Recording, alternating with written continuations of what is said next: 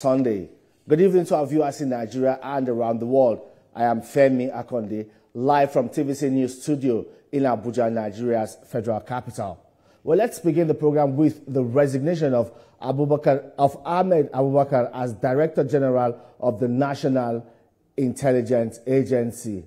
Well, Mr. Abubakar did not give specific reasons for his decision to quit, but says it is personal, and for about 6 years, he has served as the Director General of the National Intelligence Agency. The presidency is yet to announce a replacement. Neither has there been any official statement commenting on Mr. Abubakar's resignation. The National Intelligence Agency is a Nigerian government division tasked with overseeing foreign intelligence and counterintelligence operation. Now fingers are crossed as Nigerians wait to find out who the president will appoint to head this agency, whose responsibility is crucial in ensuring national security. Well, moving on now, the former governor of Kaduna State, Nasir El-Rufai, is talking, but it is unclear who he is talking about or who he is talking to. He put out a tweet where he used the picture of Kamala Harris, who is the presidential candidate of the United States Democratic Party. He quoted Kamala Harris saying, quote, "None of us has to fail for all of us to succeed, and in unity there is strength." This was the premise of his attempt to put into context the problem of politics in Nigeria.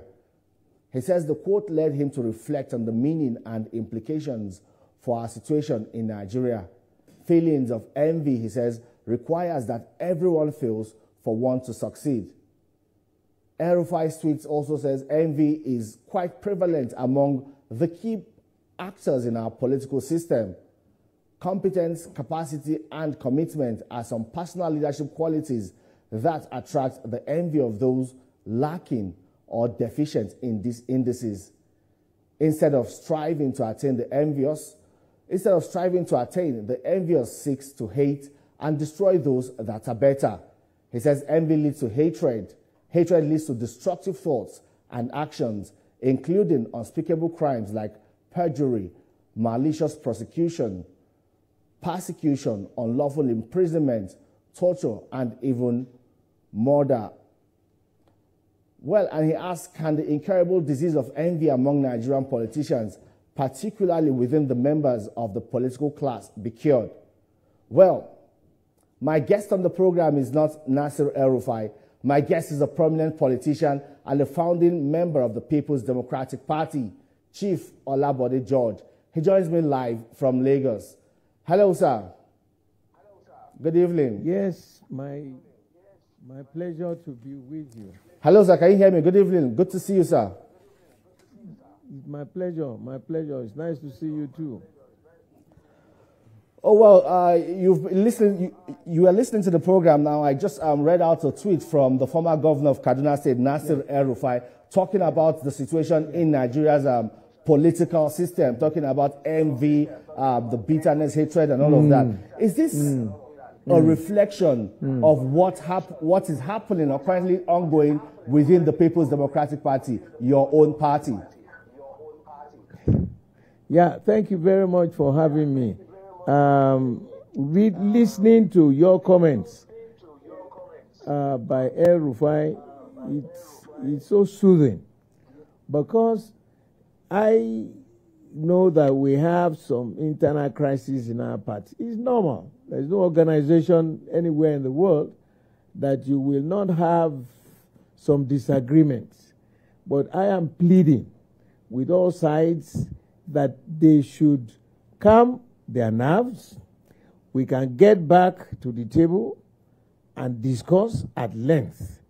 And all participants, if they should drop their personal ambition. He was talking about hatred and pettiness and jealousy. It's normal all over the world.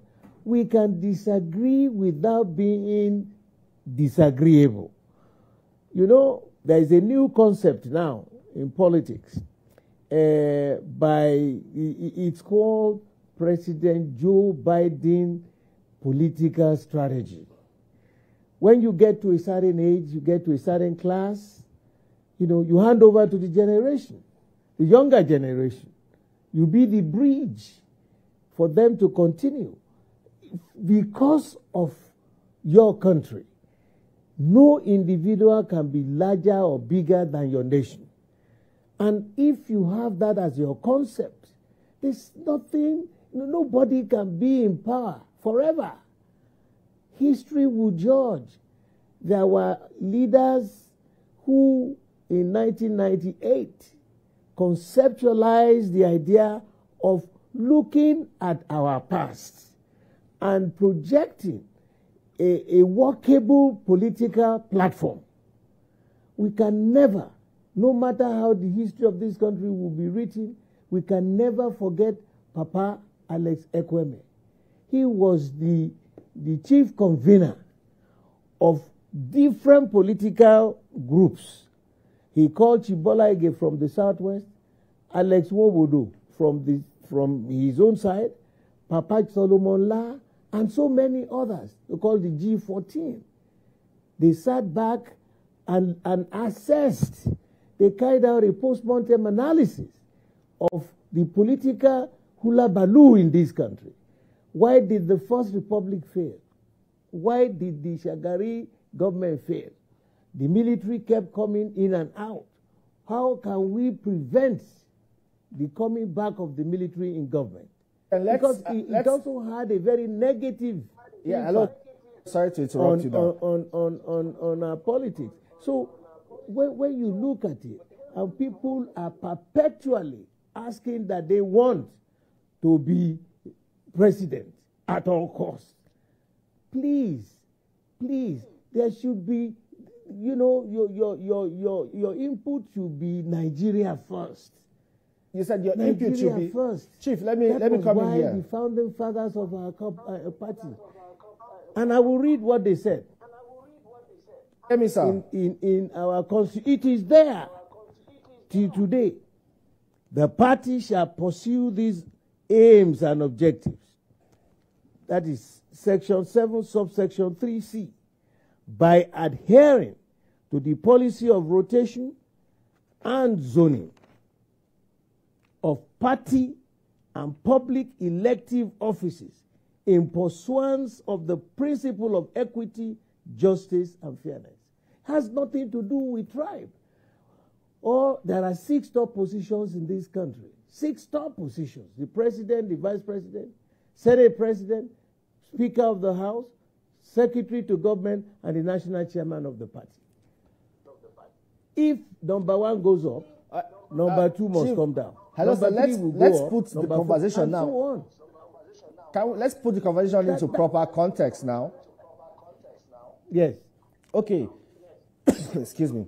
Yeah, we're talking about the People's Democratic Party. You also said that, in all politicians do, the interests of the country should be above all personal interests. And also, as politicians, as party men, you also say that, yes, the party is supreme. The interests of the party should be above other interests. But some people have said that, you just lost an opportunity to be part of the solutions to the problems of the People's Democratic Party by declining the membership of this disciplinary committee. Listen, those who are telling you that, that's their personal opinion. If you want to be just and be fair and be equitable, I looked at the format. First of all, I have made my reaction known to the people by my saying I would not serve. I didn't mean that I was degrading the party. Justice, fairness have no linkages with anybody. You are either fair or you are not. You are either equitable or you are not. I looked at the structure. The chairman is from one side. The secretary is from the same side.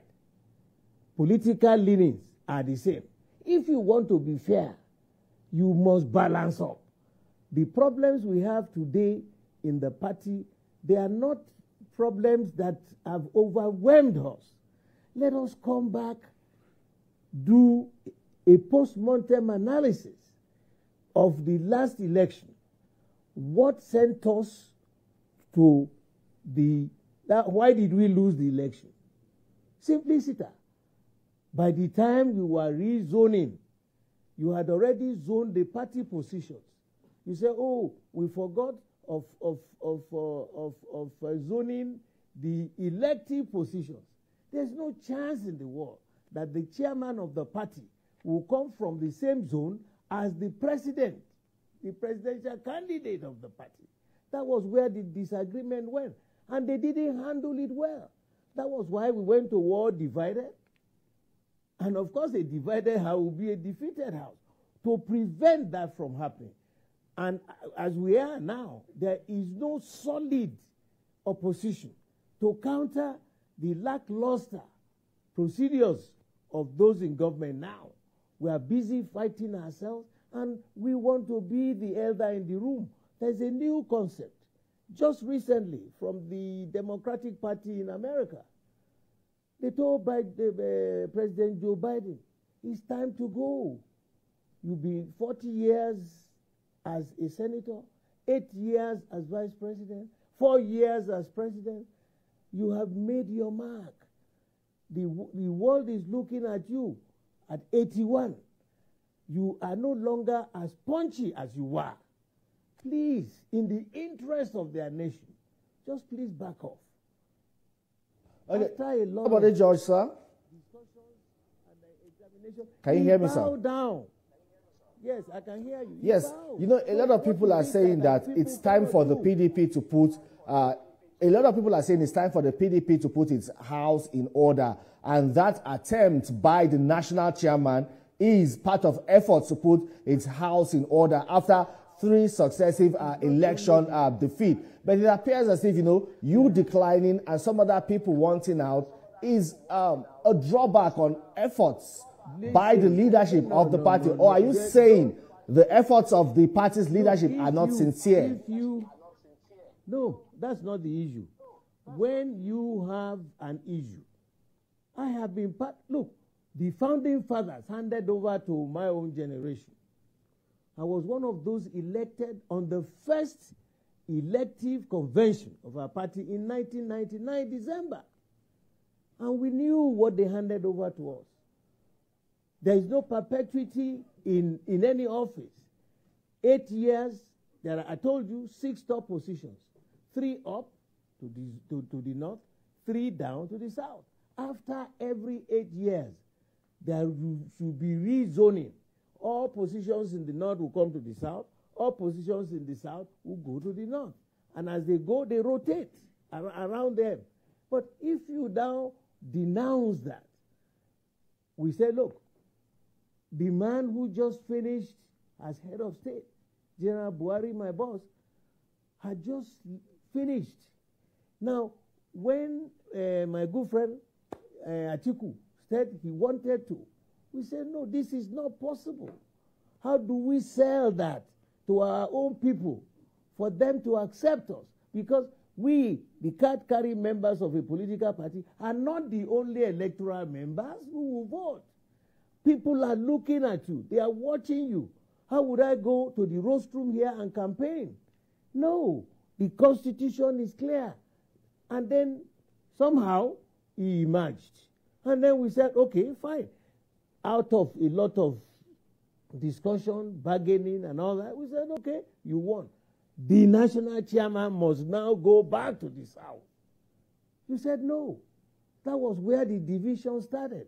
And so if you are setting up a reconciliation committee and a disciplinary committee, let us do a post-mortem analysis that led us to this division during the election. So pre-election, the proper election, and post-election matters we will discuss.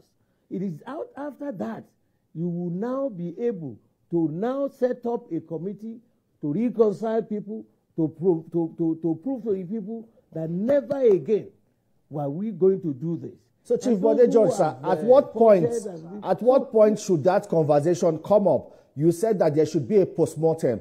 At what point should it come up, and who should institute that postmortem? Okay, what is the? It should have come up since immediately after the presidential election, and we went to court and we lost in court, they were sat down to say, okay, let us now set up a special committee with experienced, committed, dedicated people to look at it. That's why I said the post-mortem analysis. In any organization, you must do that. If you try to go for a competition and you lose, whether you win or lose, you must do a post-mortem. There will be areas where you have made certain mistakes, because to err is human. And then it is after that you come, those whom you are going to blame for extra this or for extra that, you sort it out before you now start, you know. I hear you well, sir. Only one meeting. If I hear you well, sir. Committee meeting, only once since the election. So people are just hanging in their various slots, insulting people. And I said, look, all sides. There are three major sides now. We can't go to war divided. We cannot. We cannot give a Chief Bode George. punch. Chief Bode George, sir. Looking at what happened, who created this, who did that, to avoid the pitfalls in the future. Yes, if I hear you well, sir, you mean then that the leadership, Chief Bode George, just allow me to come in here quickly. If I hear you well, sir, you're saying the leadership of the party has put the cart before the horse. But then let me bring you to this matter, you know. You said your good friend Atiku Abubakar, threw his hat in the ring and he contested the election. We have seen a statement from a media aide to your good friend, Atiku Abubakar, saying that, or strongly suggesting that you refused to support Atiku Abubakar's candidacy because he is not from your region. And then saying you have become silent about the current administration because the president of the day is from your region. And that statement was put out by Paul Ibe. I don't know who Paul Ibe is. I don't know who he is. But that statement he made, he needs to go before the Almighty God to seek for forgiveness. He has no idea about what he's talking about. When Buhari contested with Atiku Abubakar, they came to the Southwest. I was in the forefront because at that time, the zoning gave the North to present a presidential candidate. I knew what I did here in Lagos. I knew what I did, even for the First Lady, his first wife, what we did here.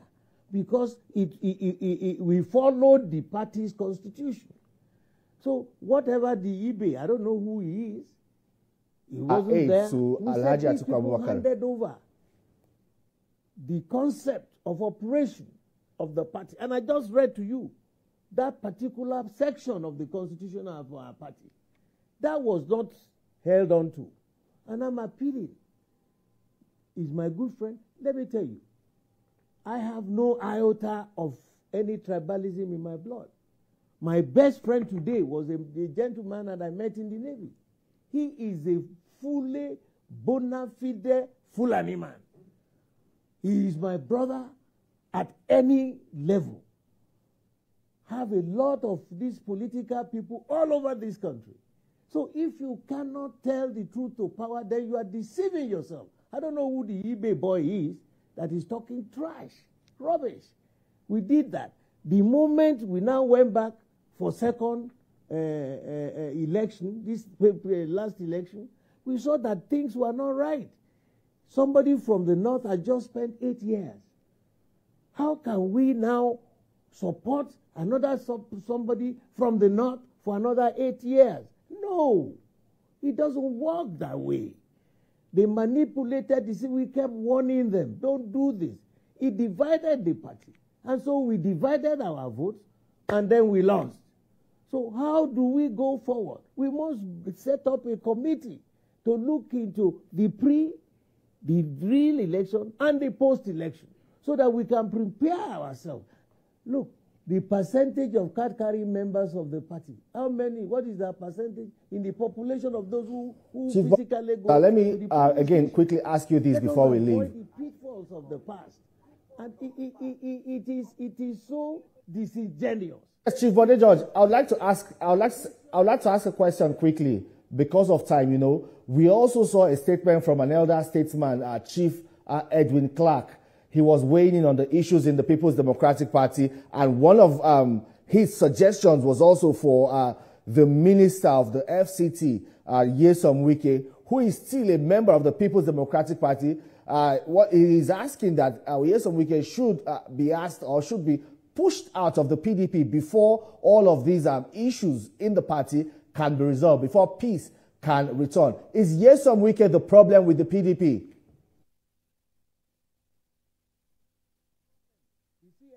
Now, everybody is a problem. That one is a problem. If you have that kind of thing in an organization, what do? If you don't want to scatter the organization, you call for a meeting, a proper committee to investigate what has led to that, what is agitating the mind of A or mind of B. And this is why I am saying, as a live member of the Board of Trustees, for God's sake, let everybody calm down. Let's get back to the table to make sure we get back to that format which the founding fathers gave us. They handed over to my age group. What am I looking for now if I cannot tell you the truth? What is it? I'm almost 80. I'm almost on the eighth floor of the ladder of life. What are we running after? We are scattering this. I'm not saying everybody is clean or everybody is wrong. But it's when you now go into the depths of why did we get ourselves to this position? That's when we can say, okay, let us avoid the pitfalls in going forward. Okay, then, I hear you, sir. Yeah, I hear you, sir. And then, I hear you, sir, but my last question to you. Wike has his own fault. I told you, there are 3 groups now. The governors have their forum. The Atiku has his group. Wike has his own group. And nobody is the owner of this enterprise. It was an enterprise established for purposes of civility, for purposes of oneness. Ask you this last question before we leave, Chief Bode George. Yeah. Yes. You know, you have said that there is a need for a post-mortem, and the constituting of a disciplinary committee, National Reconciliation Committee, is ill-timed. If the party, the leadership of the party now says, let's have that post-mortem, are you ready to sit with them and trash out all issues? I am a strong member of this party. I had never, at any point in time, even to think in my head that I would leave the PDP. The day I leave PDP, I'm heading straight on. Because it convinced me the concept that the founding fathers put forward in this country is a first-class operation and procedure to give every Nigerian, whether you are majority or minority tribe, that you have a future. Because you cannot be in an organization where because of your tribe, you are not respected. Every Nigerian has a right to aspire to that position. But they came up with this beautiful concept. They removed Bode George. Their personal ambitions. Look, I must thank you very kindly for your time on the program. The party, Papa Obasanjo was in jail when they started it. But in the end, what happened? All right, thank you, sir. But we really need to leave. We're out of time. Chief Bode George. He lost. It's a pity. All right, thank you very kindly, sir. We are out of time. We really need to leave. I must thank you very much for your time on the program. Well, that's first. Okay, well, that's our conversation with a chieftain of the People's Democratic Party, Chief Bode George. Thank you so much for your time on the program, Chief Bode George, talking about the issues in the PDP and still reiterating his commitment to the progress and development of the party. Well, that's all on TVC News Politics on Sunday. You can see this episode again on TVC News YouTube channel. Do not forget to subscribe, like, and share. Thank you very much for watching. See you next time.